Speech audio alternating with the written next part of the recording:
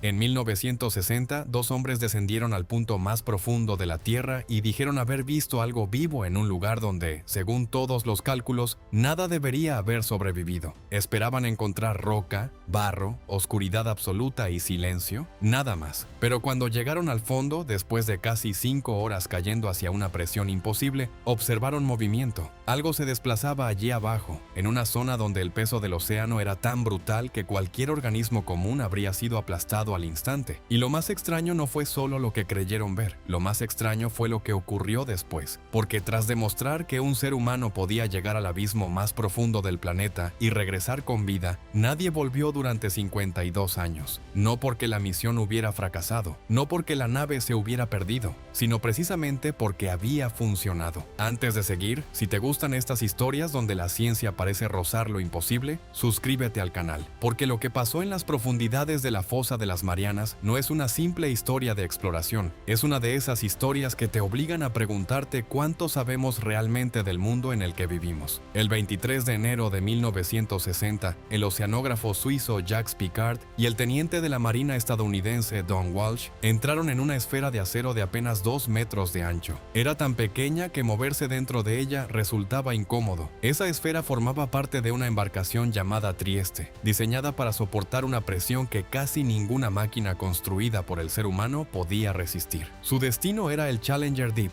el punto más bajo de la fosa de las Marianas, casi 11 kilómetros bajo la superficie del Océano Pacífico. Para entenderlo mejor, no estaban bajando a un lago oscuro ni a una cueva submarina. Estaban descendiendo hacia una herida gigantesca en la corteza del planeta, un lugar más profundo que la altura del monte Everest. La bajada duró casi 5 horas. A medida que descendían, la luz desaparecía. Luego desaparecía cualquier referencia. Afuera solo había agua negra y una presión que aumentaba segundo a segundo. En el fondo, el peso del océano era más de 1000 veces superior al que sentimos en la superficie, suficiente para destruir la mayoría de submarinos como si fueran latas vacías. En mitad del descenso, uno de los cristales exteriores se agrietó. El golpe sacudió toda la nave. Durante unos segundos, los dos hombres estuvieron encerrados en una esfera diminuta, a kilómetros de profundidad, sabiendo que si algo fallaba, no habría rescate posible. Pero el Trieste resistió. Cuando finalmente tocaron fondo, el sedimento se levantó alrededor de ellos como una nube lenta. Y entonces, según contaron, vieron algo moverse. Lo que describieron fue un animal parecido a un pez plano, desplazándose lentamente sobre el fondo marino. Aquella observación despertó entusiasmo, pero también dudas. Con el paso de los años, numerosos científicos cuestionaron ese relato, ya que los peces conocidos no parecían capaces de sobrevivir a profundidades tan extremas. Según los conocimientos de la época, la enorme presión habría destruido las proteínas esenciales para el funcionamiento de sus células. Es posible que vieran otra criatura, o quizá el sedimento les jugara una mala pasada. Hasta hoy, nadie puede afirmarlo con total seguridad. Sin embargo, independientemente de lo que realmente observaran, aquella expedición consiguió algo mucho más importante. Demostró que un ser humano podía alcanzar el punto más profundo de la Tierra y regresar con vida. Era un logro comparable a aterrizar en otro mundo.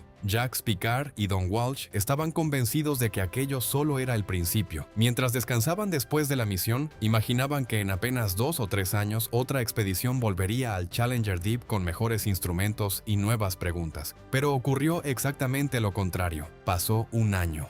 Luego 5, después 10. Las décadas comenzaron a acumularse y nadie regresó. El lugar más profundo del planeta, al que la humanidad ya había conseguido llegar, volvió a quedar completamente vacío. A finales de la década de 1960, la Marina de los Estados Unidos canceló discretamente su programa de exploración tripulada de las grandes profundidades. El Trieste dejó de utilizarse para descensos extremos y las futuras misiones quedaron limitadas a cotas muy inferiores, lejos del abismo que ya habían conquistado una vez. Con el tiempo, Don Walsh confesó que le resultaba extraño observar cómo pasaban los años sin que nadie repitiera el viaje. Le parecía increíble que la humanidad hubiera alcanzado semejante hito y luego simplemente hubiera dejado de volver. No fue hasta el año 2012 cuando otra persona contempló con sus propios ojos el Challenger Deep. Esa persona no era un militar ni un oceanógrafo, sino el director de cine James Cameron. Fascinado durante años por el océano, financió el desarrollo de un submarino especialmente diseñado para soportar las condiciones extremas del fondo marino. Lo llamó Deep Sea Challenger y descendió con completamente solo. Entre la misión del Trieste y el viaje de Cameron, únicamente algunos vehículos robóticos habían conseguido alcanzar aquellas profundidades. Máquinas como Kaiko y, más tarde, Nereus, descendieron hasta el fondo transportando cámaras e instrumentos científicos, pero ningún ser humano viajaba en su interior. Durante más de medio siglo, los únicos visitantes del lugar más profundo de la Tierra fueron robots. En el año 2019 llegó otro avance histórico. El explorador Víctor Vescovo descendió en un sumergible llamado Limiting Factor y no solo alcanzó el Challenger Deep, sino que regresó más de una vez convirtiéndose en la primera persona en repetir la hazaña. Más adelante completaría inmersiones en los 5 océanos del planeta como parte de una expedición conocida como Five Deeps. Entonces surge una pregunta inevitable. Si ya habíamos demostrado en 1960 que era posible llegar hasta allí, ¿por qué la humanidad esperó más de medio siglo para volver? Muchos imaginaron conspiraciones, secretos militares o descubrimientos ocultos, pero la realidad era mucho menos misteriosa y al mismo tiempo mucho más sorprendente. La verdadera respuesta tenía poco que ver con secretos y mucho con ingeniería, dinero y riesgo. Construir un vehículo capaz de sobrevivir en el Challenger Deep es una tarea que se parece más al diseño de una nave espacial que al de un submarino convencional. Cada tornillo, cada junta y cada centímetro del casco deben soportar una fuerza descomunal. A esa profundidad, cualquier pequeño error de fabricación puede convertirse en una catástrofe instantánea. Por eso existen muy pocos sumergibles en el mundo certificados para alcanzar las zonas más profundas del océano. Las estimaciones recientes hablan de apenas una decena de vehículos capaces de llegar hasta esos abismos. Si se compara con la exploración espacial, la diferencia resulta impresionante. En un solo año reciente despegaron más de 2.800 cohetes en todo el mundo, mientras que los descensos tripulados al fondo del océano siguen siendo acontecimientos extraordinariamente raros. La diferencia no se debe únicamente a la dificultad técnica, también tiene que ver con la atención pública. Apenas un año después de la histórica inmersión del Trieste, los primeros astronautas estadounidenses comenzaron a ocupar titulares en todo el planeta. El espacio capturó la imaginación del público, recibió enormes presupuestos y dio origen a programas financiados durante décadas. Mientras tanto, la exploración de las profundidades quedó relegada a un segundo plano. El océano seguía allí, inmenso e inexplorado, pero el interés político y económico había cambiado completamente de dirección. Construir y mantener un sumergible de gran profundidad cuesta decenas de millones de dólares. Solo un pequeño número de países ha estado dispuesto a invertir semejantes cantidades en proyectos que, desde el punto de vista del público, resultan mucho menos espectaculares que enviar una misión al espacio.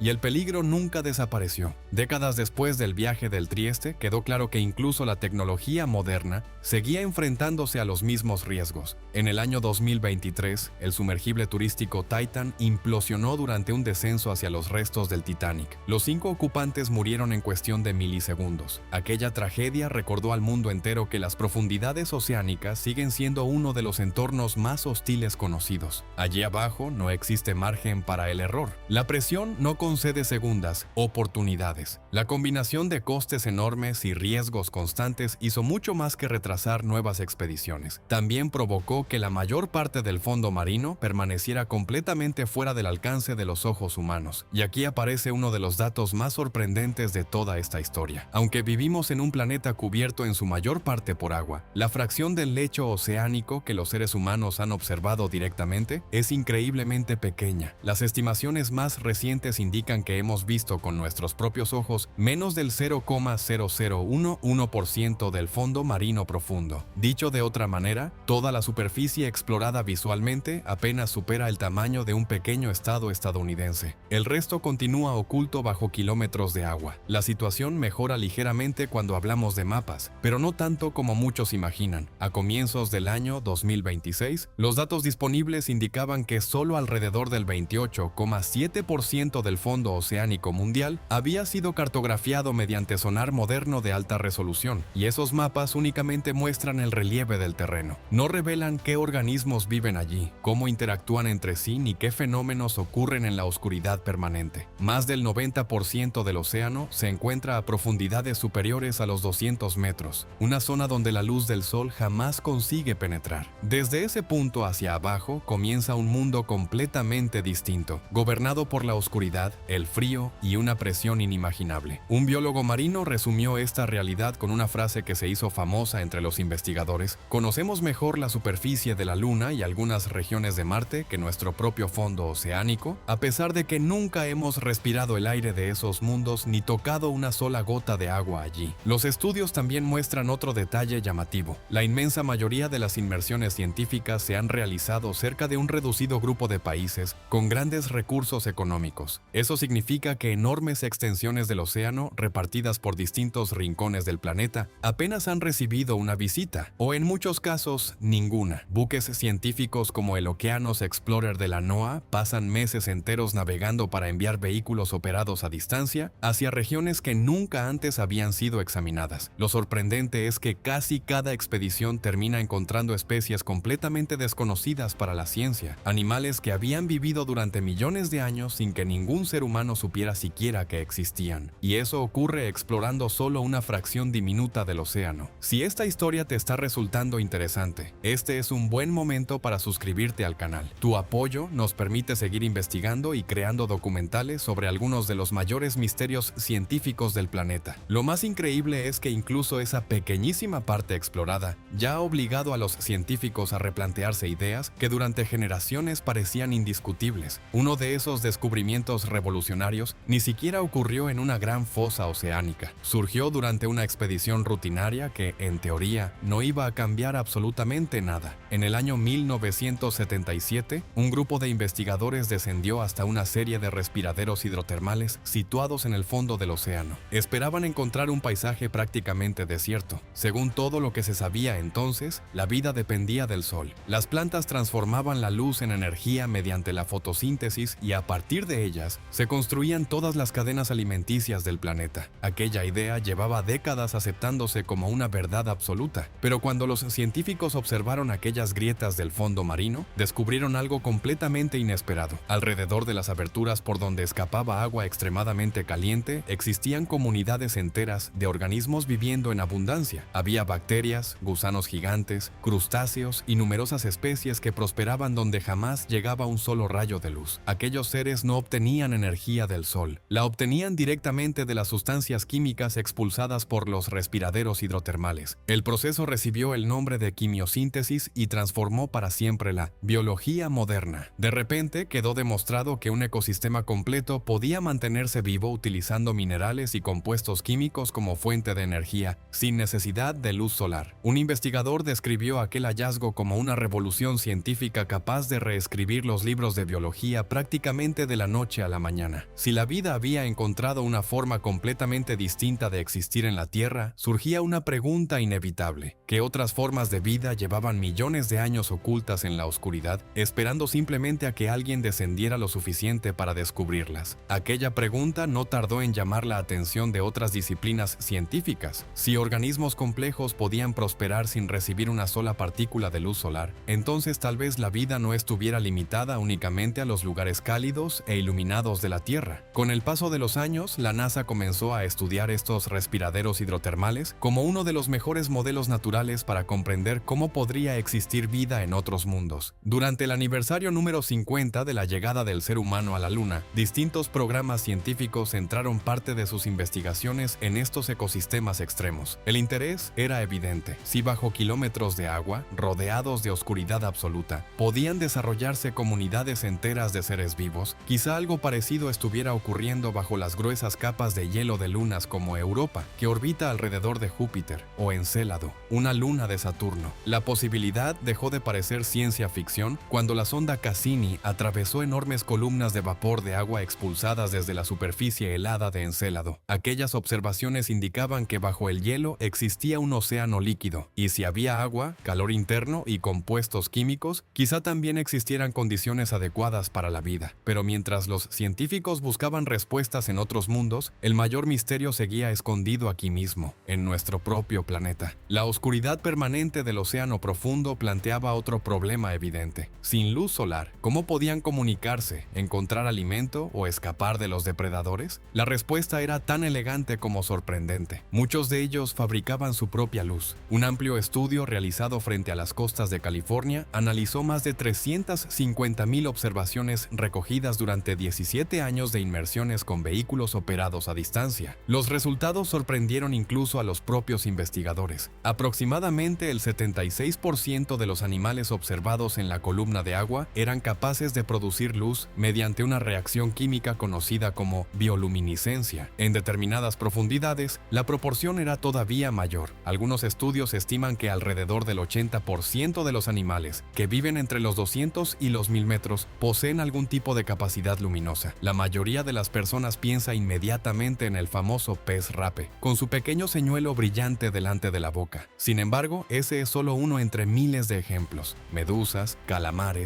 camarones, gusanos y numerosos peces utilizan destellos luminosos para atraer parejas, confundir a los depredadores, ocultar su silueta o atraer presas hacia una emboscada mortal. Lo más curioso es que gran parte de ese espectáculo permanece completamente invisible para nosotros. Muchas de esas emisiones son tan débiles que las cámaras convencionales apenas consiguen registrarlas. Es decir, incluso cuando enviamos robots al océano profundo, probablemente seguimos perdiéndonos una enorme parte de lo que realmente ocurre allí abajo. Saber que buena parte del océano genera su propia iluminación hace que el siguiente descubrimiento resulte un poco menos imposible, porque algunas de las criaturas más extraordinarias de las profundidades no destacan por la luz que producen, sino por haber sobrevivido a una presión que, según la propia ciencia, debería hacer imposible su existencia.